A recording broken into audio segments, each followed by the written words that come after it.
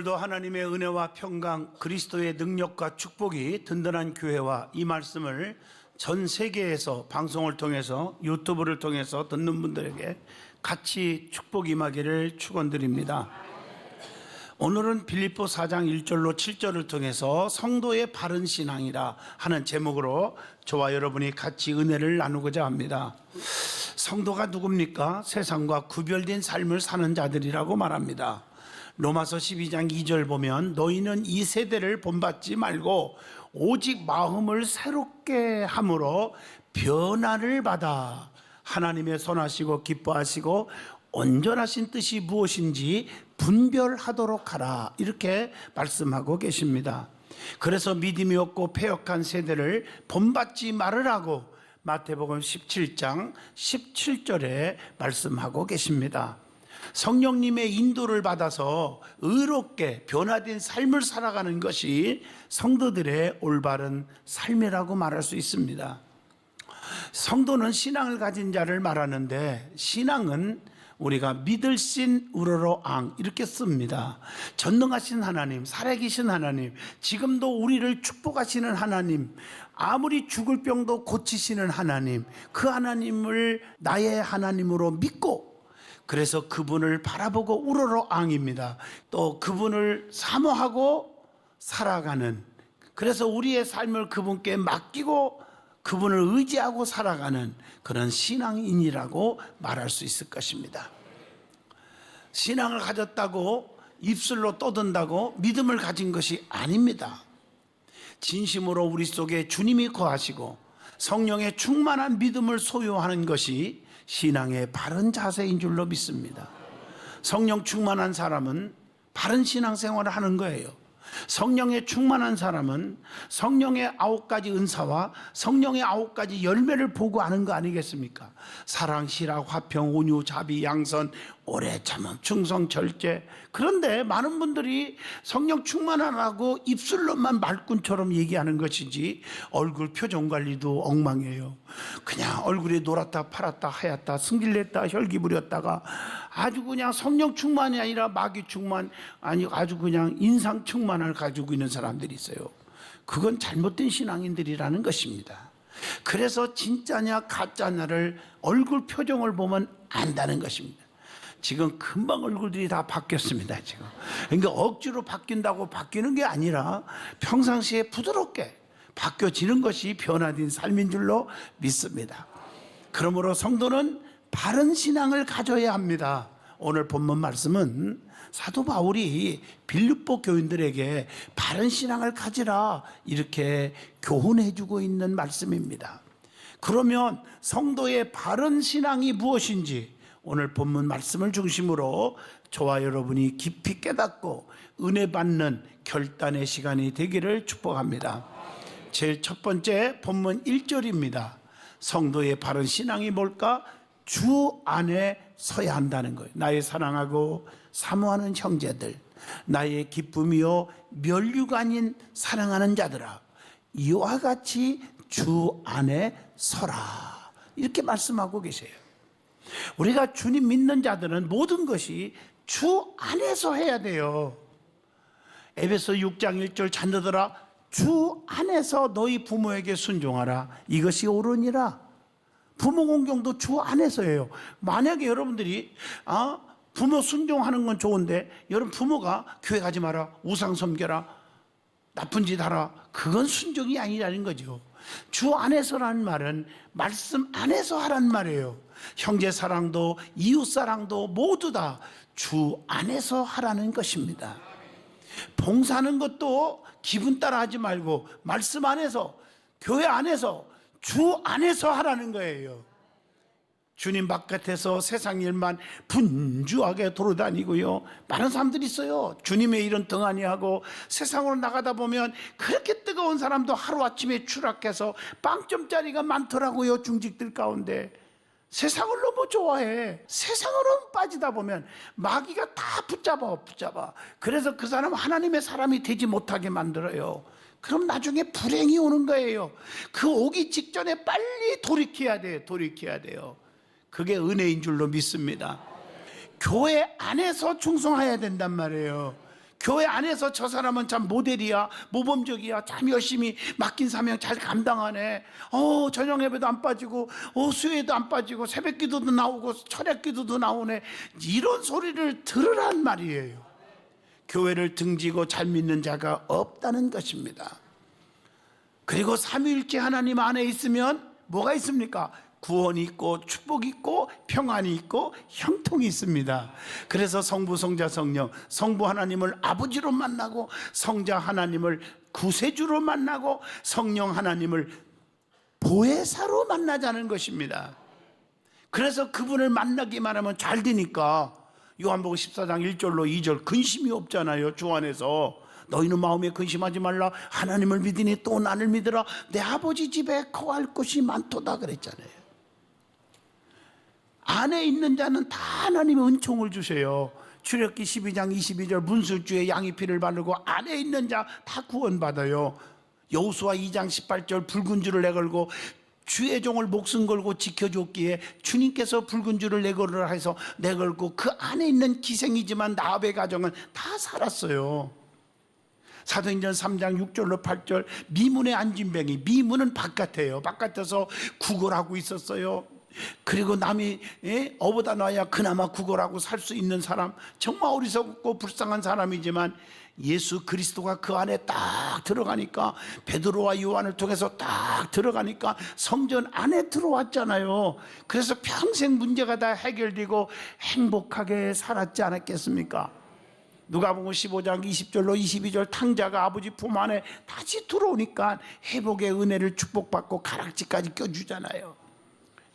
성경에 다 나오잖아요.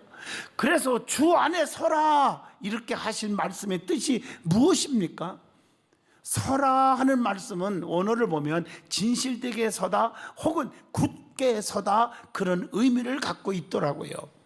사도 바울은 빌립보 성도들이 여러 가지 어려운 여건에 처해 있는데 주 안에 굳게 진실되게 설 것을 권면하고 있다는 것입니다.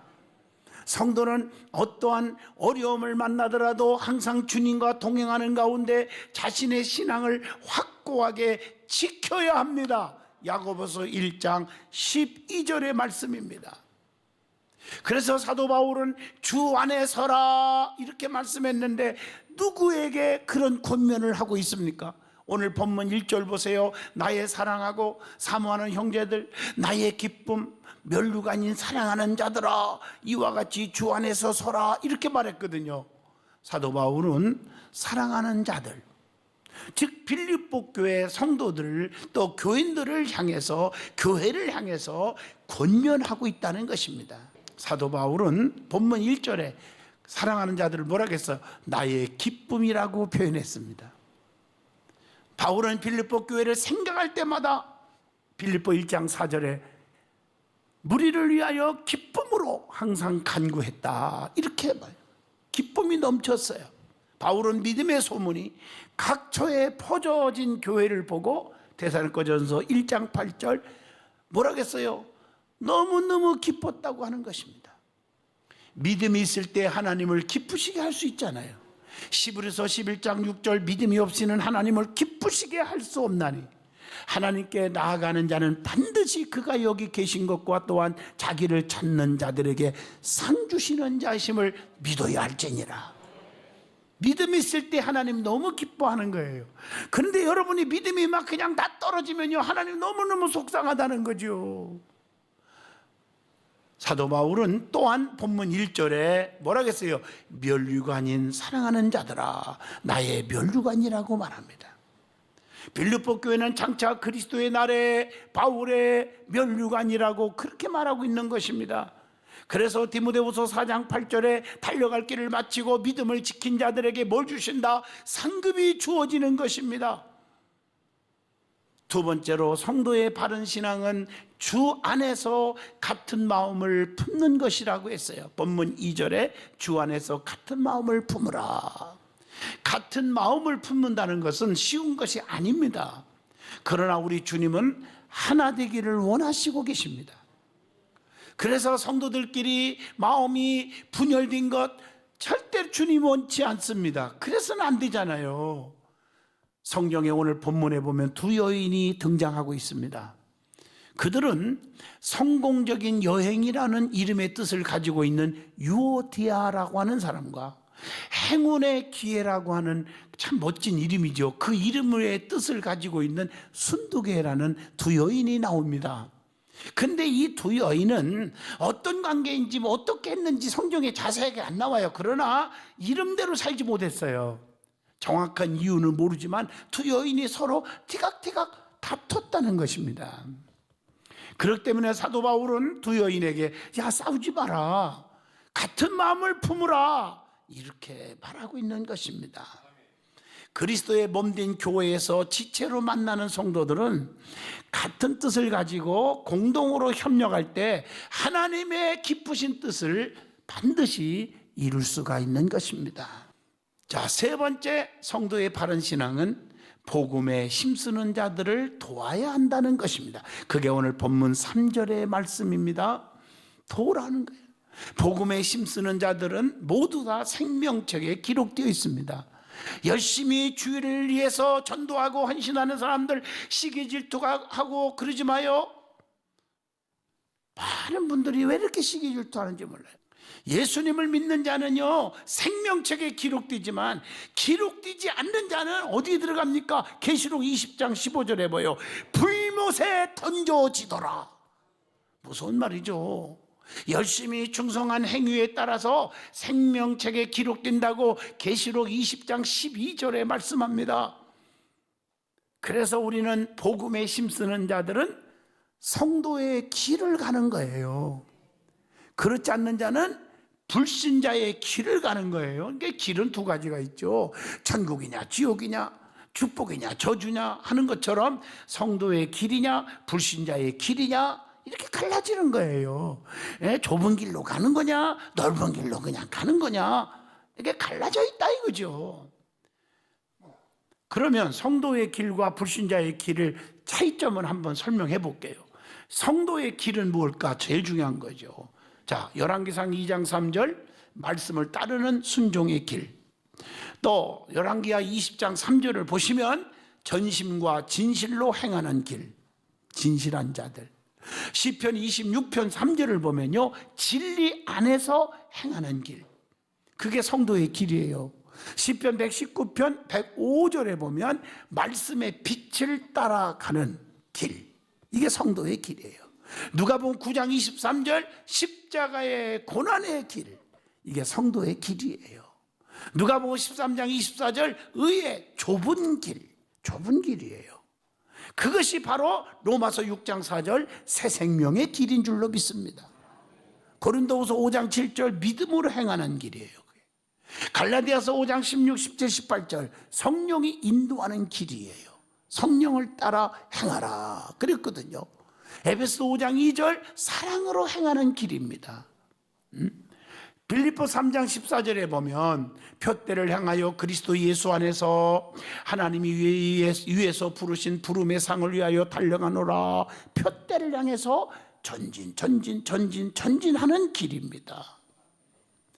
디모데후서 4장 7절 믿음의 선한 싸움의 길입니다. 베드로전서 2장 11절 어떤 때는 하나님 믿는 것 때문에 천국을 소유하는 것 때문에 애롭고 고독하잖아. 나그네의 길입니다. 나그네의 길.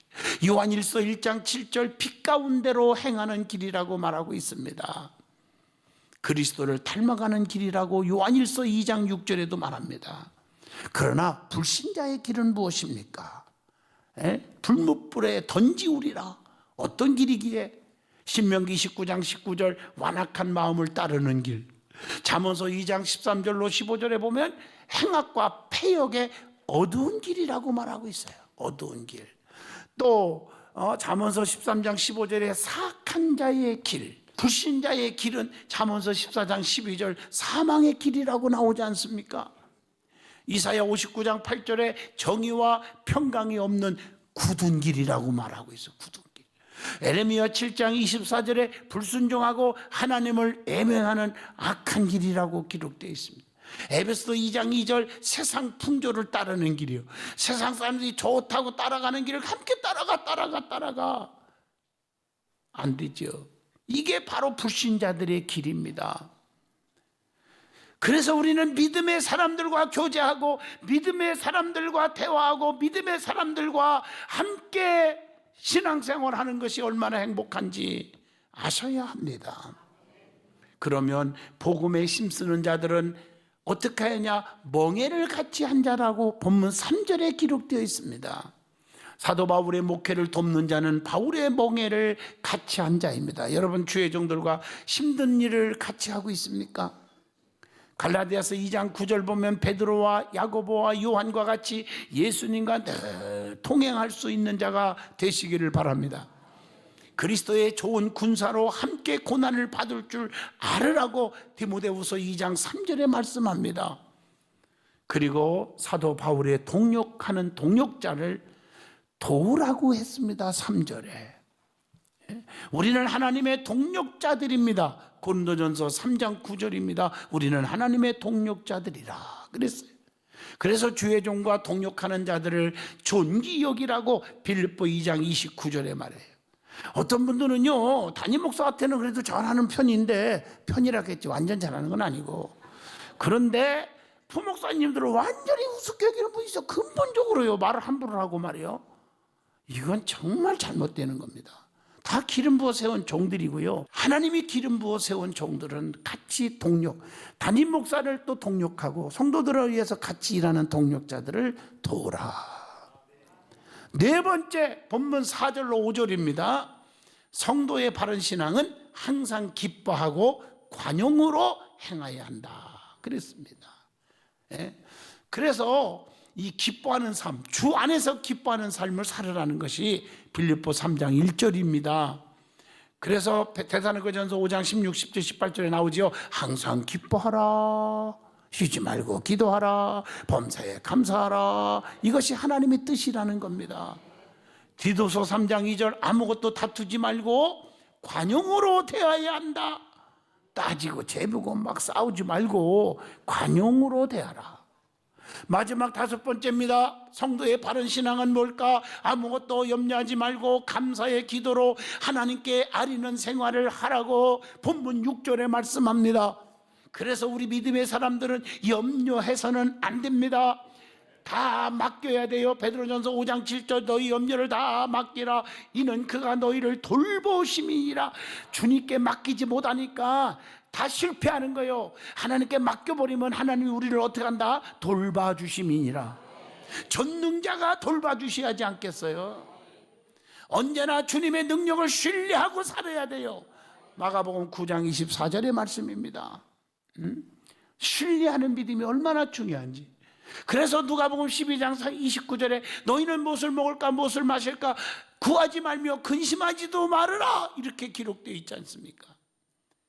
그래서 모든 일을 감사의 기도로 하나님께 아뢰어야 한다는 것입니다. 디모데전서 2장 1절에 보면 모든 사람을 위하여 간구와 기도와 도구와 감사를 하라, 그렇게 말하고 있어요.